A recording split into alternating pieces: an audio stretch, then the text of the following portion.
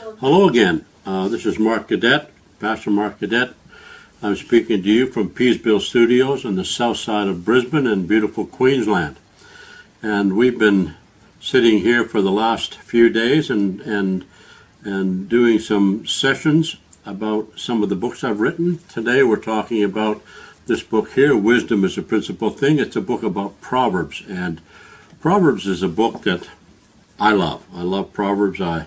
Every time I get a new Bible, with a different translation, I go straight to Proverbs and I read it and I highlight it and I read it again. And every time I read it, and I've been reading it for 40 years now, every time I read it, I think, gee, I never saw that before.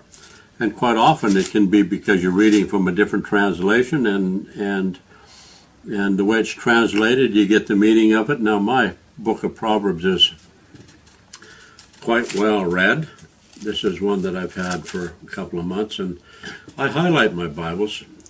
Yellow is instruction.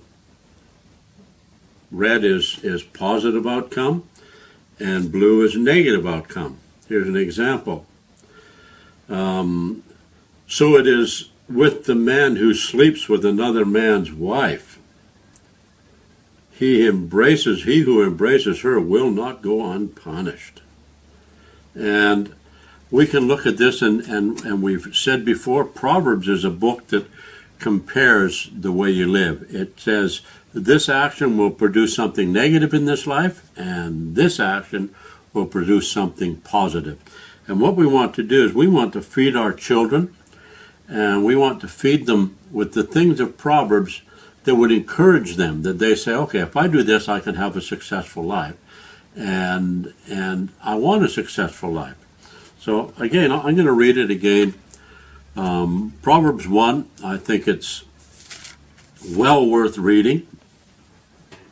Proverbs 1, verse 1. These are the Proverbs of Solomon, David's son, king of Israel. Their purpose is to teach people wisdom and discipline, to help them understand the insights of the wise. Their purpose is to teach people to live disciplined and successful lives, to help them to do what is right and fair. These proverbs will give insight to the simple, knowledge and discernment to the young.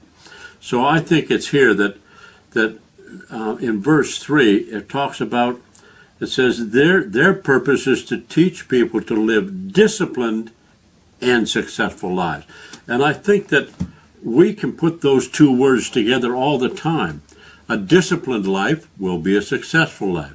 We look at people not even talking about the things of God. If we've got a person who's disciplined in their sport, disciplined to keeping fit, they'll be a good sportsman.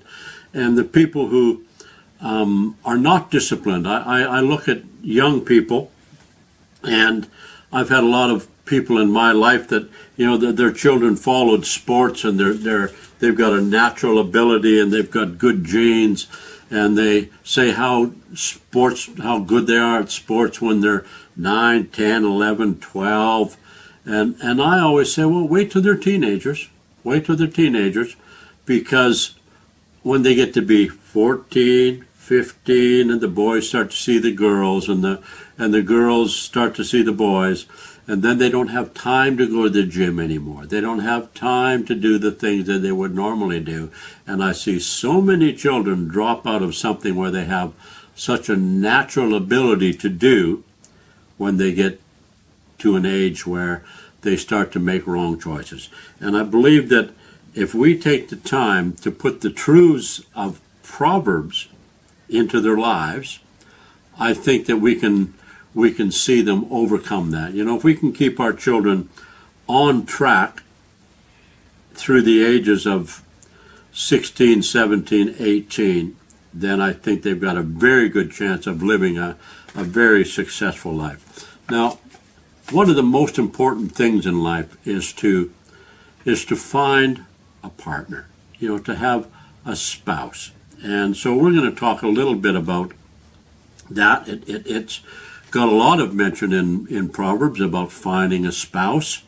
So we're going to look at a few scriptures, and we're going to look at that. And I think it's worth spending the time on that, because You know, it's one of the greatest choices a young person will ever make in their life is to choose the right spouse. And Proverbs 5:18, it says, "Let your wife be the fountain of your blessing. Rejoice in the wife of your youth. She is a loving deer and a graceful doe. Let her breasts satisfy you always, and may you always be captivated by her love." And, you know, I had one of my grandfathers many, many years ago. He said, "Marco," he said, "every successful man has a good woman behind him." And, you know, I know that's the truth. If we have a good home life, we can go out and work all day, and we can come home, and if we've got peace in the home and a wife that's a good housekeeper and a good cook and that shows affection, we can be disciplined. And if we come home and there's strife in the home, you're not peaceful, and therefore you don't want to come home. So you stay out, and it can be very, very costly. But it's important to find a good spouse. Proverbs 18:22. It says, "The man who finds a wife finds a treasure, and he receives favor from God." You know, every married man out there, I can tell you, treasure your wife. And every wife, treasure your husband. Because it just makes life so much more full. Proverbs 19:14. "Houses and riches are the inheritance of fathers, but a wise and understanding and prudent wife is from the Lord."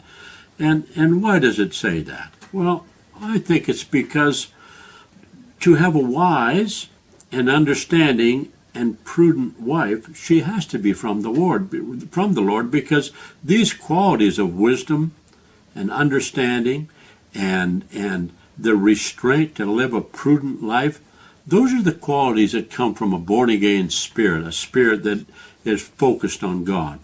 So I think these are qualities of a woman who is a woman who follows and accepts the things of God. Proverbs 31 is your, you know, it's your traditional teaching for wives.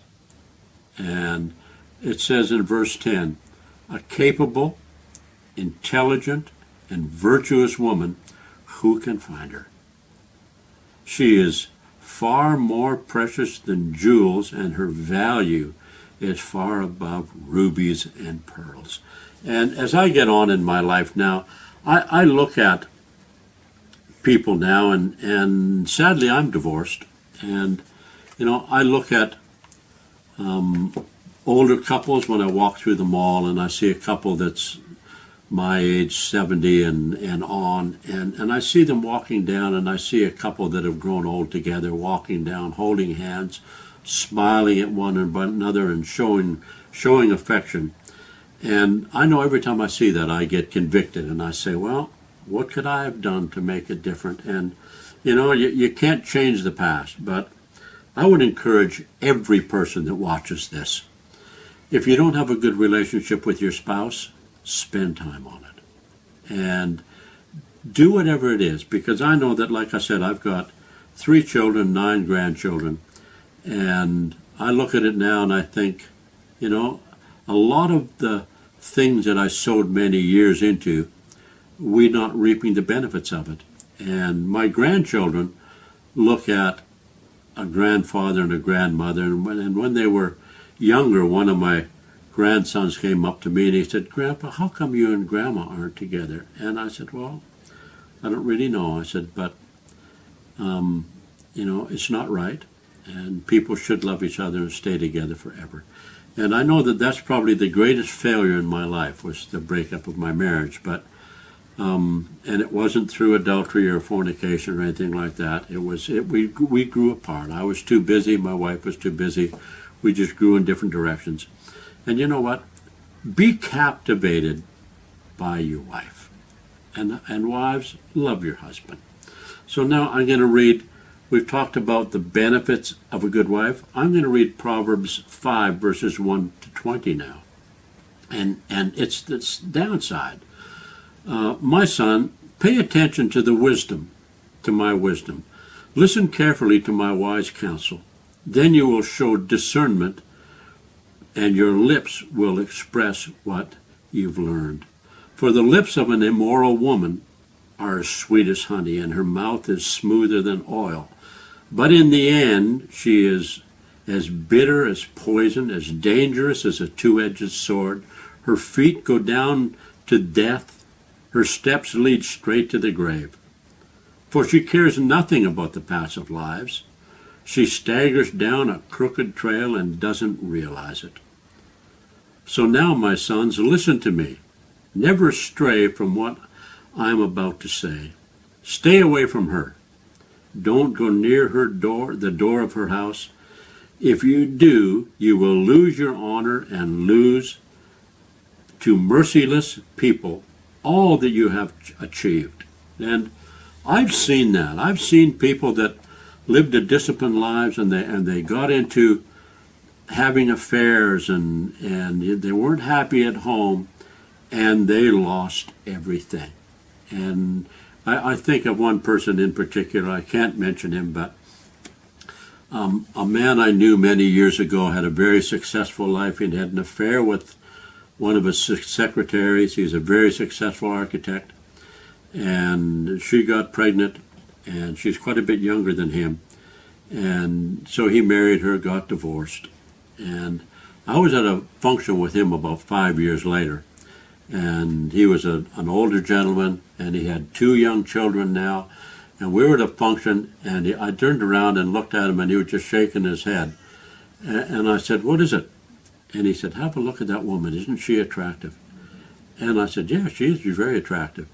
And she was an older woman, and she turned around, and he said, "Oh, my goodness, that's my ex-wife." And he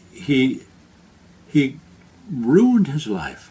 He had now 2 women that he had children from his first wife, and he had another wife that had children too. And it just made his life so complicated. And so it's a habit that you can't get into. Just avoid it. If you do, you'll lose your honor and loss to merciless people all that you've achieved. Strangers will consume your wealth, and someone else will enjoy the fruit of your labor. In the end, you will groan with anguish when disease consumes your body. You will say, "How I hated discipline. If only I had not ignored the warnings. Oh, why didn't I listen to my teacher? Why didn't I pay attention to my instructors? I have come to the brink of utter ruin, and now I must face public disgrace. Drink water from your own well. Share your love only with your wife. Why spill the waters of your spring in the streets, having sex with just anyone? You should reserve it only for your wife. Never share it with strangers. Let your wife be a fountain of blessing to you. Rejoice in the wife of your youth. She is a loving deer, a graceful doe. Let her breast satisfy you always. May you always be captivated by the love of your wife."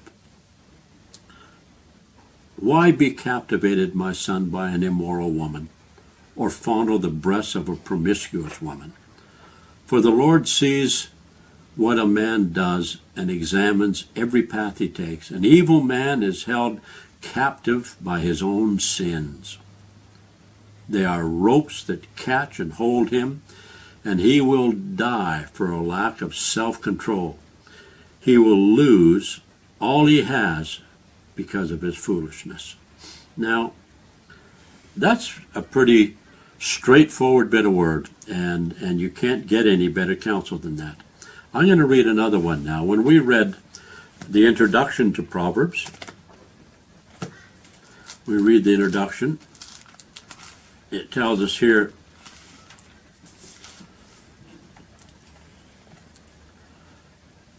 these are the Proverbs of Solomon, David's son, the king of Israel. Okay, these are the Proverbs of Solomon, the son of David, the king of Israel. Now, we all know the story of David, the king of Israel, the young man who was anointed and went out and slew the giant Goliath. He with a sling and a rock, and he fought a man that was trained for battle and fully equipped with every weapon. And David slew that giant because he trusted in God. And then we can see the life of David later. I'm going to read something here now, and it brings to forefront of our mind the reality of what these things can cost. Proverbs 38, verses 1 to 11. And sadly, I have it titled in my book, Death of a King. O Lord, don't rebuke me in my anger, or discipline me with your rage. Your arrows have struck deep, and your blows are crushing to me. Because of your anger, my whole body is sick. My health is broken because of my sins. My guilt overwhelms me. It is a burden too heavy to bear. My wounds fester and stink because of my foolish sins. I am bent over and racked with pain. All day long I walk around filled with grief. A raging fever burns within me. My health is broken. I am exhausted and completely crushed. My groans come from the anguish of my heart. You know what I long for, Lord. You hear my sigh. My heart beats wildly, and my strength fails. I am going blind, and my loved ones and my friends stay away, fearing my disease. Even my own family distance me. Now, when we look at that, that's the end of a person who started a life that was extremely gifted. He had every opportunity, and we know that David had a heart after God. He made mistakes in his life, and he asked forgiveness, and David was forgiven. But we have to understand that there are choices to make in life, and there are consequences. We can be forgiven of our sin, but we can carry within our bodies the signs or the sicknesses of foolish life. We can do things in our youth that burden us down with sorrow and guilt. And God can forgive us. God does forgive us.